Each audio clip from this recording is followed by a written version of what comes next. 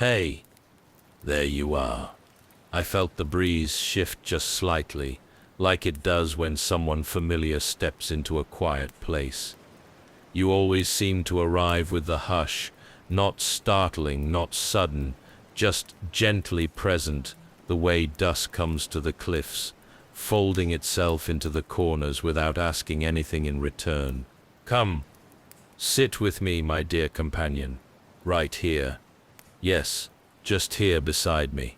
The stones are worn smooth by centuries of sun and salt, and they still hold the last warmth of the day. If you place your hand down, you'll feel it too, a quiet memory of light tucked into the cracks. It's not hot. No, just held there, like something that lingered out of kindness. There's signed space enough for two, always has been. The sea is slower tonight. Have you noticed it? It speaks in long curling sighs, brushing against the rocks, with a rhythm that doesn't ask to be heard. And yet here it is, steady as breath. I often think of it as the world's oldest song, not one with words but meaning all the same. A lullaby for anyone patient enough to listen. And the wind, mim. It carries the salt, of course, sharp and clean, but also something softer tonight. Lavender, I believe. Wild sprigs grow not far from here, up along the ridge. I walked past them earlier, and the scent clung to my cloak, stubborn as a memory. The kind of thing that lingers even when you think it's gone. There's a gentleness to the evening that wasn't there this morning. It always settles this way when the sky begins to change its color, from gold to peach, to that quiet blue-gray that means the stars are on their way. Can you see it? Just there, above the old tower's edge, the first star, tiny, shy. But it's come. They always do. One by one, and I'm glad you stirry here to see them with me. Everything feels softer when it's shared, doesn't it? The breeze, the fading light, even the hush between words. It's as if the air itself knows to settle deeper when company arrives. Not noisy company. No, just a presence, like yours. One that the silence welcomes. A sinking earlier. As I lit the lantern, about how many nights have passed like this. How many times I've sat here and watched the tide, felt the stone beneath me, and waited for the stars, too many to count. And yet, each one feels a little different. Tonight, for instance, the moss is damp, but not cold. The gulls have already flown inland.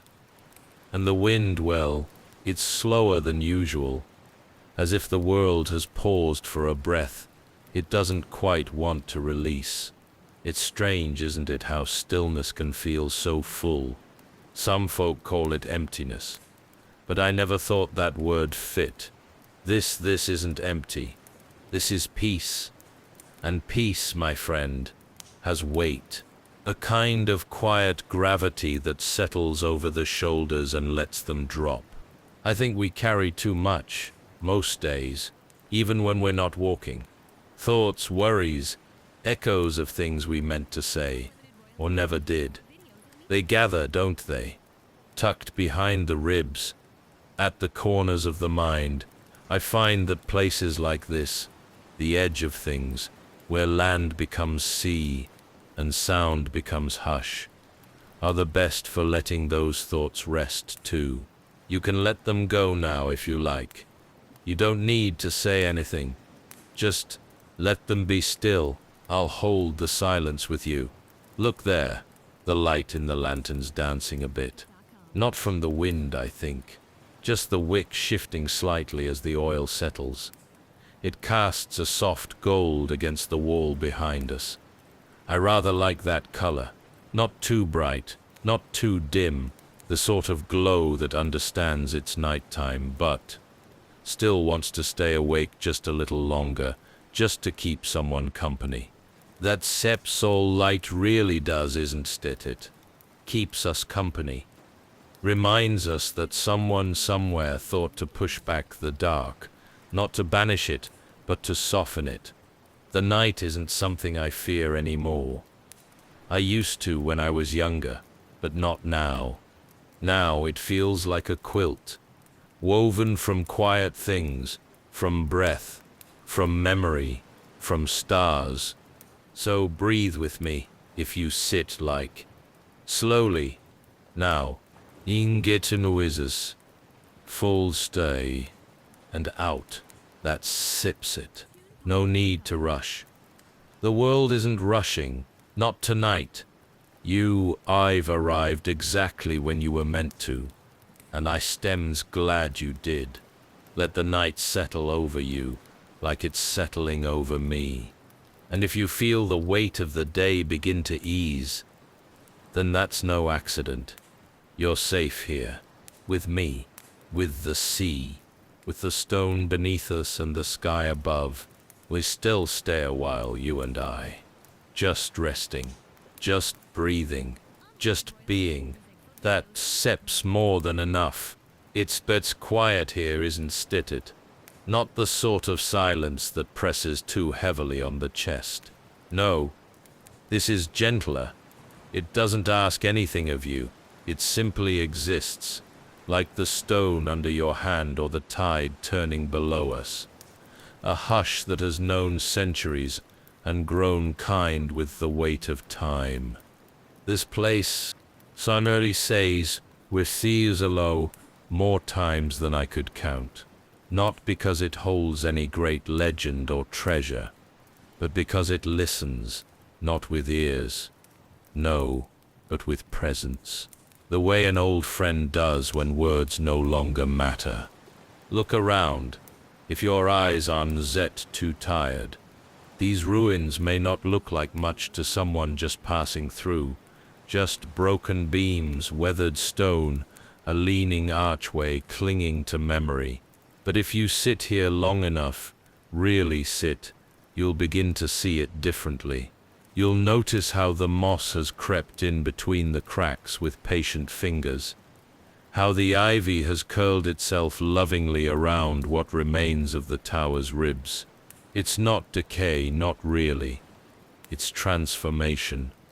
The stones beneath us are cool now, but earlier, when the sun was higher, they were warm to the touch. They hold the heat, like they remember the sun's embrace, and aren't quite ready to let it go. I find that comforting.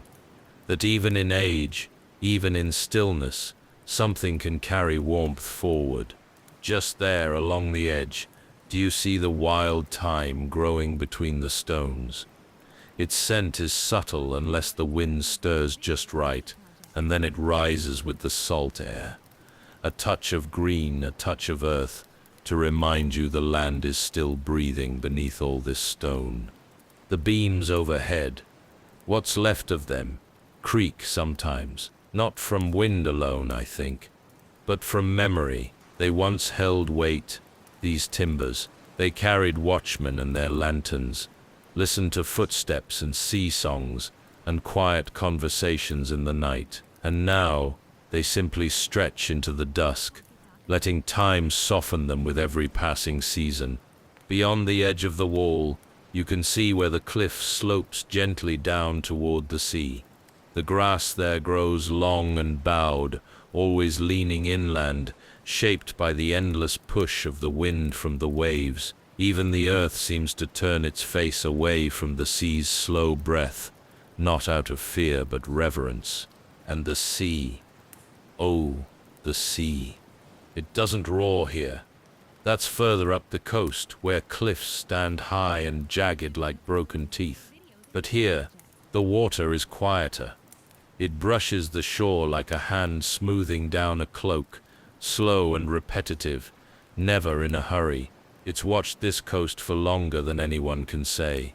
It's seen towers built, lit, abandoned and crumbled again into the sand. And still it moves, steady as a heart at rest. Sometimes I wonder if the sea dreams, if it remembers the ships it's carried, The voices it has swallowed, the moonlight it has worn like a crown, or perhaps it thinks of nothing at all, just continues as it always has, with no need to explain itself. There's a little alcove in the stone over there. See it? Thickened, far sheltered by the outer wall. The wind passes through it like a whisper in a hallway, just enough to stir the grass inside, but not strong enough to disturb the quiet. That spot's always had a particular stillness to it, like even the wind knows not to linger too long. I sometimes rest my back there when the air gets too sharp. The sand just beyond the tower's edge curls in little ridges, like the surface of a well-worn quilt.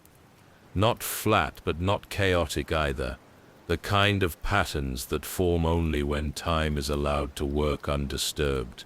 June grass grows in patches there, golden in the evening light, swaying as if it's half asleep already. Birds don't just cry much this late. The gulls, those loud ones from earlier, they've flown inland to their nests where the rocks shield them from the wind. What's left are the quieter ones, the little cliff birds that dart low over the water, silent in their flight. You might catch one if you watch carefully, a brief shadow against the last color of the sky. And oh, that sky! It's a vast thing here, above the sea, wide, slow-moving, and open as a great cathedral. The clouds pass like ships themselves, drifting with no particular destination, their edges tinged with the last gold of sunset. They don't race, they meander. Tonight, there's a softness in the air, not quite fog, not quite breeze, just something in between. A stillness with shape, the sort of air that rests on the skin rather than moving past it. That carries the scent of old wood, damp stone, salt, and something faintly sweet, like the ghost of apples left to warm on a windowsill. You see, my friend, places like this don't shout. They don't boast. They just are. And if you give them time, they begin to share their stories, not in words but in textures and smells, in the weight of the air and the rhythm of the water. Even the shadows here have a certain patience to them. They stretch gently from stone to stone, gathering around the lantern without crowding it. I sometimes think they're listening too, to us, to the sea, to whatever quiet thoughts pass between two people, sitting side by side in a place like this. I often come here to be reminded, not of any one thing in particular, but simply to remember that there is a rhythm beneath all things, that time can pass without noise, that change can happen gently, that silence when shared can be the kindest company of all. And you've brought no clamor with you, no hurry, just your presence, and that, in itself, is a gift. You fit here, with the sea and the stone and the sighing grass, like a candle placed exactly where it's needed, casting just enough glow to soften the night. Let's thence not speak too much, shall we? Not yet. Let the world hold us just for a little while longer, in this cradle of stone and sky. Let the clouds roll overhead. Let the sea breathe. Let the moss keep its quiet counsel, and the beams creak like old thoughts turning in sleep. There is time, my friend, all the time we need. And the world, for once, asks nothing of us but to rest, to be part of the stillness, if only for this hour. You see that lantern over there, my friend? The one nestled just above the stone shelf, where the wind can't quite reach. I lit it earlier, as the light began to fade. Same as I always do, same as I've done for, well, many years now. I keep it trimmed and fed, its little flame swaying behind the glass, steady as a heartbeat. It's not a grand thing, No great beacon with gears or bells or towering fires, just a simple lantern set into a cradle of iron, fastened into the old wall of this ruined tower. And yet, it means something, at least to me, and perhaps to a few others still out there on the water. It began a long time ago. I was much younger then, not a squire, not quite a knight, but something in between, the age when a man believes strength is measured in how loudly he can shout his name. I spent my days in armor, and my nights polishing it, always preparing for something, never quite sure what. One late spring, I was assigned to the coast, just to patrol, nothing more. Keep an eye out for merchant ships, help with dock repairs, carry letters from one town to another. That's how I met him. The mariner, an older man, eyes like sea glass, voice like a cracked hull. He wasn't a soldier nor a nobleman, but the townsfolk listened to him all the same. There was something about him, calm, steady, like he'd seen the storm and chosen to sit with it instead of run. He told me once, in that quiet way of his, that the most important things were done not for coin or glory, but because they mattered to someone that stuck with me. He kept a lantern lit every night on the edge of the bluff, just above the cove, said it helped the fishing boats find their way in through the fog when the stars were hidden. No official duty, no pay, just something he did every single night, rain or clear, wind or calm. And then one morning, he didn't just come. No procession, no announcement, just silence. His light didn't appear at dusk. I waited, thinking maybe he was late, or perhaps someone else had taken it up. But no, the night grew dark, darker than usual, the cove swallowed by blackness. So I climbed the bluff myself, found the old iron mount, and lit the lantern, and I've kept lighting it since. Not every night, not always at the same hour, but enough that it's never forgotten, enough that the cliff never stays dark for too long. I don't know if the boats still pass this way as often. Perhaps they've grown used to other routes. Perhaps newer maps have made the light unnecessary, but I still do it. Not out of duty, not even out of habit, because when I set the flame, I feel whole, like I've stepped into a rhythm larger than myself, like I've become a part of something gentle and good, something without sharpness. It gives me peace, and I suppose that's worth tending. There's no ceremony to it. I don't bow or pray or speak words aloud. I simply strike the flint, shield the wick from the wind, and watch until the glow steadies. And then I sit. I wait. I listen.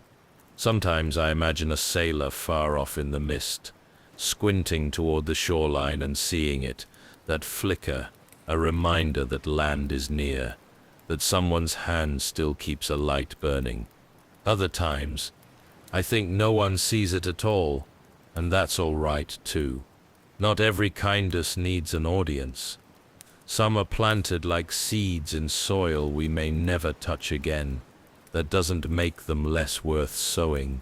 You know, when I was younger, I used to believe my legacy would be carved in stone, that tales would be told of battles won, banners raised, enemies bested. But the older I've grown, the more I've come to understand the quiet things are what truly endure. A flame lit at dusk, a hand offered without reason, a place made softer by your being there. And this lantern, small though it may be, has become my quiet offering. There's something sacred in the act of lighting it, not in a religious sense, but in the way it invites stillness. Everything slows. Even the wind seems to hush. The flame doesn't roar or leap. It just settles into itself, content to glow. And I think we could learn something from that. To be content, To glow, not to blaze, not to outshine, but simply to be present in the darkness, a warm point of gentleness that says, I am here, and I see you. That sips what I like to think. It says anyway. I never told many people about this, you know. A few neighbors knew, perhaps. The mariner's family might have guessed, but I never asked for thanks. Never announced my intent. The light itself is the message, and for me that's enough. When I was lighting it this evening, before you arrived, I paused for a moment, just long enough to feel the wind shift against my fingers, to notice the scent of salt and distant smoke. I looked out over the sea, and I thought of him, the old mariner, his lantern, his words. I wonder if he did smile to know it still burns. I hope he would. Some nights, when the clouds are low and the sea is mirror still, I imagine I can hear the creak of a boat's hull not far off, or the distant murmur of voices calling homeward. Maybe it's memory, maybe it's wind, but I like the thought that somewhere out there, someone sees the light and feels a little less alone. And now, here you are, sitting beside me, wrapped in this moment, sharing in this quiet task. You didn't come to light the lantern. No, but you are part of it now, because you're here, because you care, because you've made time to sit in stillness, when the world often asks us to run. That's no small thing, my friend. No small thing at all.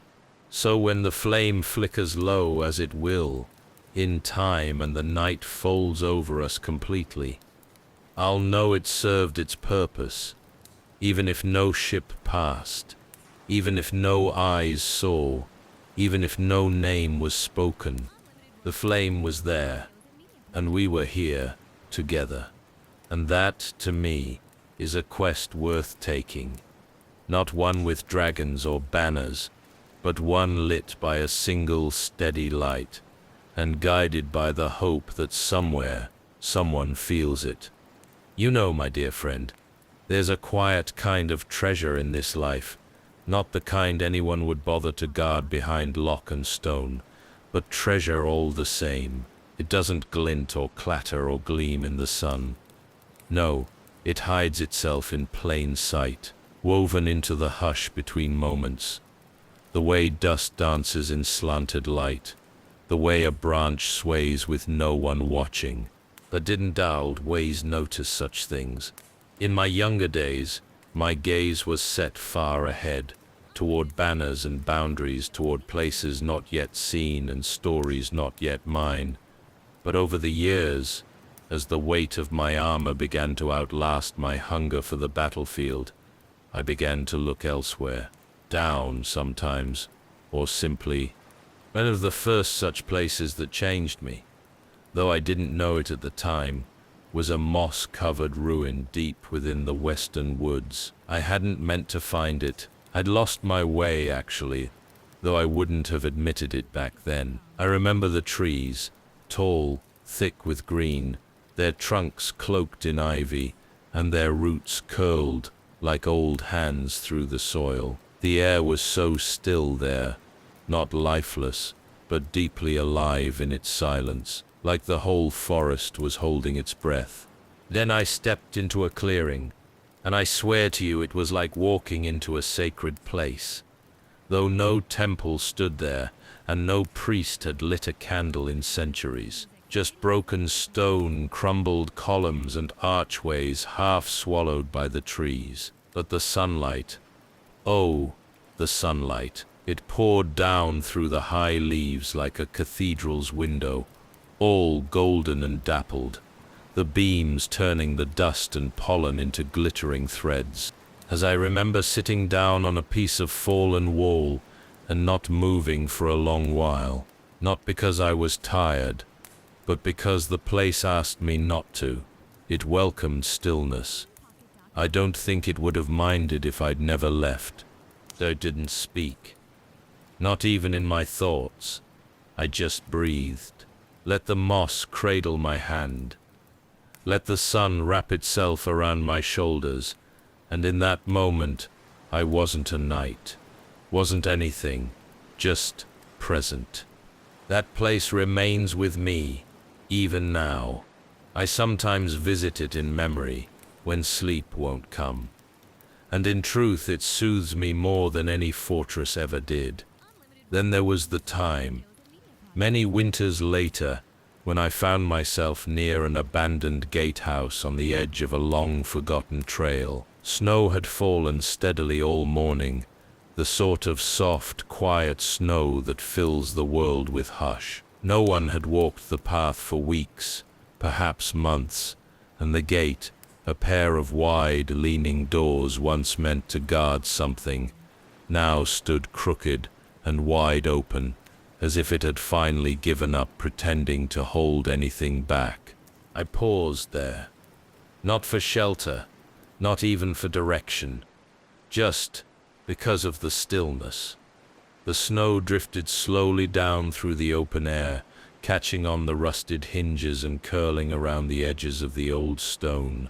There was no wind, no bird call, no crunch of hooves, just the steady, measured falling of snow, like time itself had slowed to a breath.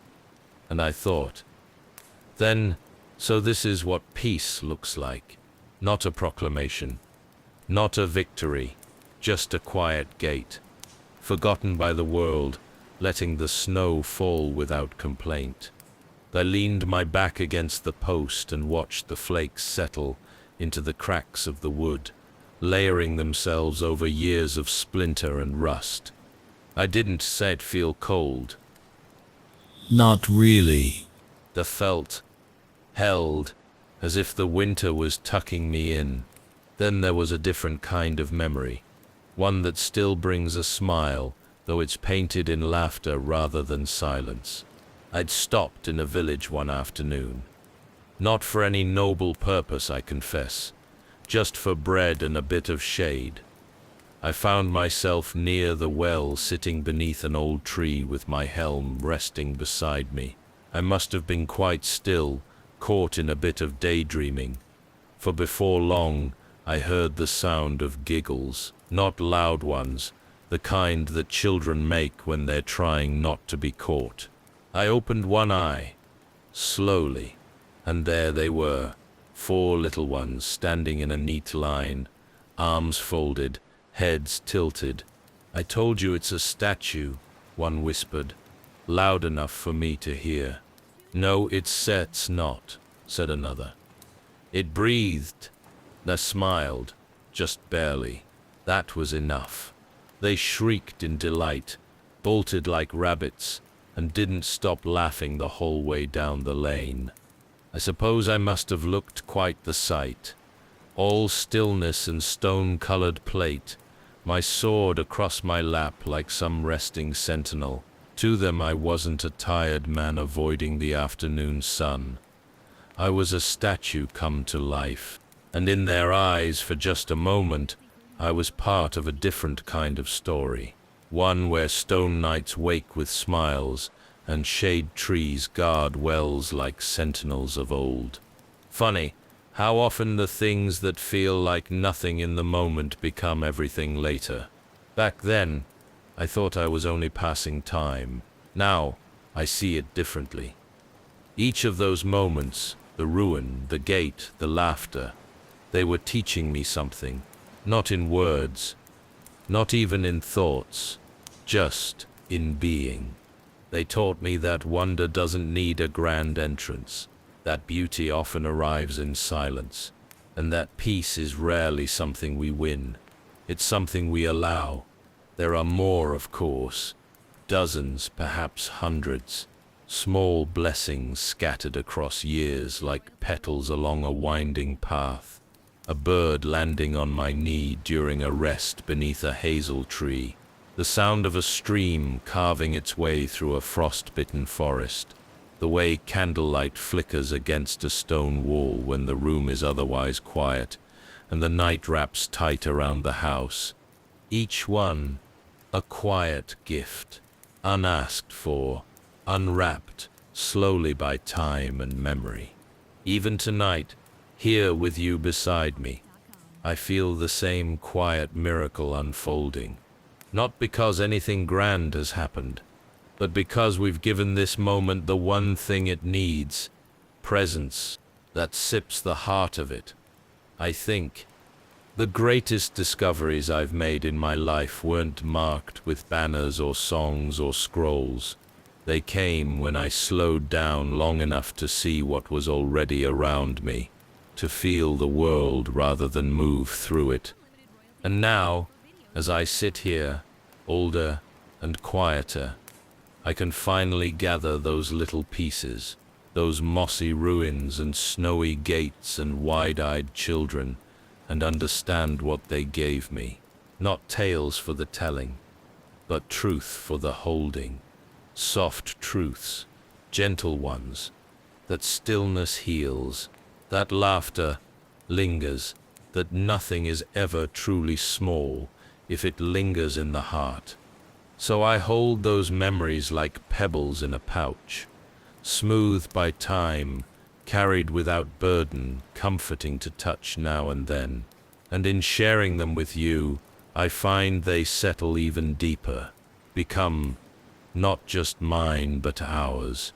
Thank you, my friend, for listening, for resting here, for making space not just for stories, but for stillness.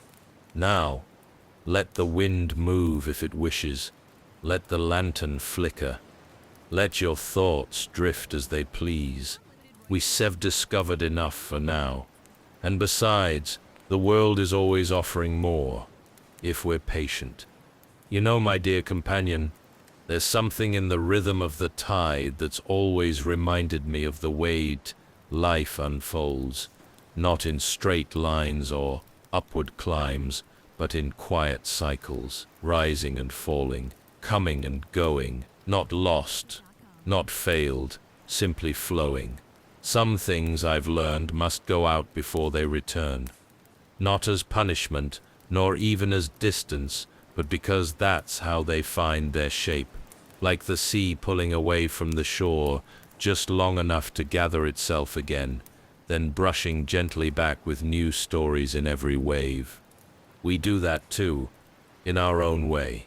We let go of who we were, little by little, not all at once, not in one grand shedding of skin, but piece by piece, season by season. And if we're lucky, or perhaps brave enough, we find ourselves not lost but revealed. When I was young, I thought becoming a knight would define me completely, that the sword at my side, the sigil on my shoulder, the oath in my voice, that these were the things that made me who I was, and for a time they did. They gave me direction. They gave me purpose. They gave me walls to lean on when everything else felt uncertain. But over the years, as the clang of armor grew heavier and the clamor of ambition softened, I began to notice the spaces in between, the quiet after the duty, the moments where I was not a knight, not a title, not even a role, but simply myself. And that, I think, is the most delicate kind of truth, to be who we are when no one is watching. When there are no tasks to complete, no eyes to impress, no burdens to shoulder for the sake of someone else's pride. It takes a different kind of courage, doesn't it? Not the kind that stands in battle, but the kind that sits beside the fire when the world has gone quiet and dares to ask softly, "Who am I?" when I stop trying so hard to be anything else. For me, the answer is still changing. Sometimes I am just the man who lights the lantern and listens to the waves. Sometimes I am the one who remembers how sunlight once fell through a ruined arch, and how a child's laughter once made me smile when I thought I'd forgotten how. Sometimes I am simply the one who sits beside you now, grateful to have been found in the stillness. And in those moments I feel no need for armor. Not the kind made of metal, nor the kind we build out of pride or perfection.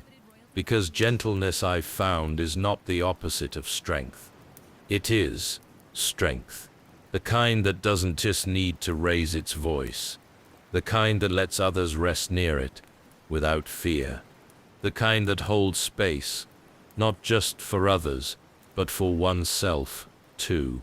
It took me longer than I care to admit to learn that. I spent years thinking I had to earn rest, that peace was something granted only after enough toil. But no, peace is something we must allow. We must make room for it. We must choose it softly again and again. And as sometimes choosing peace means letting go of who we thought we were supposed to be. Letting the tides carry those old shapes out to sea, not as waste but as offering. Because maybe they served us once, but maybe they're no longer what we need to carry. I look at you now, here beside me, and I see someone not defined by what they've done or haven't done. Not by their successes or stumbles, but by presence, by the way you breathe beside me, by the quiet weight of your gaze on the horizon, by the simple sacred fact that you've chosen to be here. And that is enough. The world may tell us otherwise, that we must always be moving, producing, proving. But the truth, the deeper, older truth, is that being alive and aware and open is more than enough. You are enough, dear friend. Not because of what you do, but because of who you are when all the doing stops. I've spent many nights like this one, cradled by stone and wind, watching stars take their time returning. And I've come to believe that the universe favors the gentle, not the grand, not the loud, but the steady. The ones who come back again and again to the quiet places, who listen, who hold space. That sips you, that sips us right now. Sometimes when I'm alone, I close my eyes and think of all the versions of myself I've been. The proud young knight, the unsure wanderer, the broken man, the soft-eyed observer, and I whisper to each of them, thank you and goodbye, because the only one I need to be now is the one who is resting, not done, just resting. There's Stet's grace in that. There's Stiller's truth in that. And so I rest here, not because I'm weary beyond measure, but because I have made space for stillness. I have chosen not to rush, and I have chosen to believe that I do not need to be more than what I am in this moment. Neither do you. You don't need to become something to be worthy of gentleness. You don't need to fix yourself to be held in peace. You don't need to chase the sun to be seen. You are here, and that is holy. Let that be enough. Let the tides roll as they may. Let the stars take their slow path across the sky. Let the wind comb through the grass, and the lantern glow just bright enough to hold the night at bay. Let yourself soften. You set, not late. You stir, not lost. You're simply arriving, over and over again, exactly when and how you need to. And I, for one, am grateful you've arrived here tonight, beside me in this quiet place, with the sound of the sea like a lullaby, and the earth beneath us like a cradle. We are not what we once were, and we are not yet what we will be. But for now, we are. And that dear heart, that is everything. There it is again. That hush. The one that settles in when words have done their work, and nothing more is needed. Can you feel it too, my dear friend? The way the night folds in, soft and slow, like a great cloak being draped gently around our shoulders. It's quieter now than it was when you first arrived. The kind of quiet that isn't empty but full of stillness, full of peace, full of something sacred we've created together, just by being here, just by breathing together under this sky. The stones beneath me have cooled further. They're not cold, no, they're steady, ancient, patient, the kind of cool that invites rest, that cradles tired limbs without question. I've shifted a little since we began, just enough to let my back rest fully against this old wall. The moss doesn't mind. It holds me without fuss, like it's been waiting all day for someone to lean into its softness. I can feel the weight of my own stillness now. My body, heavy in the best of ways. My breath slower than before. My eyes half-lidded, not from weariness, but from ease. There's nothing left to prove. No task to tend, just the company of this moment. And yours, which I treasure more than I can say. You've stayed with me through it all, through the quiet stories, the wandering thoughts, the hush of memory and meaning. And now we've come to the edge of something softer still.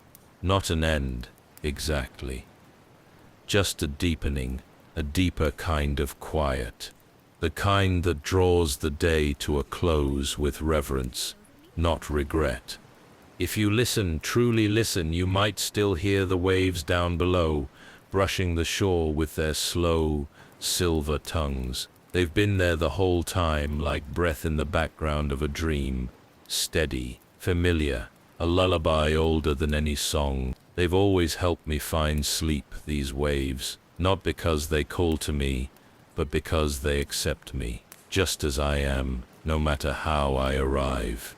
The lantern, too, is dimmer now. It's not gone out. It never goes out while I rest. But its flame has gentled, settling into a low, golden flicker.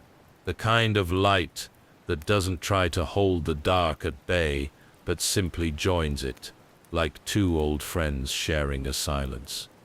To say of warmth against my knee, faint but constant. That little circle of light.